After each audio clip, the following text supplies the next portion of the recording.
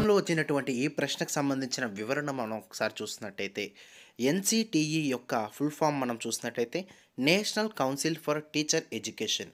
మన దేశంలో ఉపాధ్యాయ విద్యకు సంబంధించిన అనేక రకాల నిర్ణయాలు తీసుకునే అత్యున్నత సంస్థే ఈ ఎన్‌సిటిఈ. ముఖ్యంగా మనం చూసుకున్నట్లయితే, ఇది 1973వ సంవత్సరంలో ఏర్పాటు కావడం జరిగింది.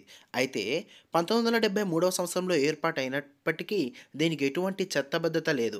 దీని కొరకు ప్రోగ్రామ్ ఆఫ్ యాక్షన్ 1992 యొక్క సిఫార్సుల మేరకు జాతీయ ఉపాధ్యాయ విద్యా మండలి యొక్క చట్టం 1993న తీసుకొనొచ్చి పార్లమెంట్ ద్వారా జూలై 1, 1995వ సంవత్సరంలో ఈ యొక్క జాతీయ ఉపాధ్యాయ విద్యా మండలి స్వయం ప్రతిపత్తి సంస్థగా చట్టబద్ధత కల్పించడం జరిగిందని చెప్పొచ్చు.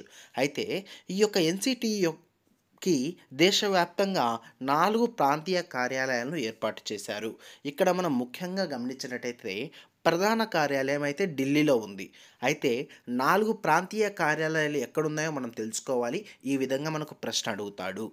ఇక్కడ ముఖ్యంగా మనం చూసుకున్నట్టయితే తూర్పు ప్రాంత ప్రధాన కార్యాలయం భువనేశ్వర్‌లో ఉంటే, పశ్చిమ ప్రాంత ప్రధాన కార్యాలయం భోపాల్‌లో ఉంది. ఉత్తర ప్రాంత ప్రధాన కార్యాలయం జైపూర్‌లో ఉంటే, దక్షిణ ప్రాంత ప్రధాన కార్యాలయం బెంగుళూరులో ఉంది. ఈ డీఎస్సీకి సంబంధించి మరింత సమాచారం కోసం ఇప్పుడే మన ఛానల్‌ని సబ్స్క్రైబ్ చేసుకోండి. డీఎస్సీ రాసే మీ మిత్రులందరికీ కూడా ఈ వీడియోని ఇప్పుడే షేర్ చేయండి.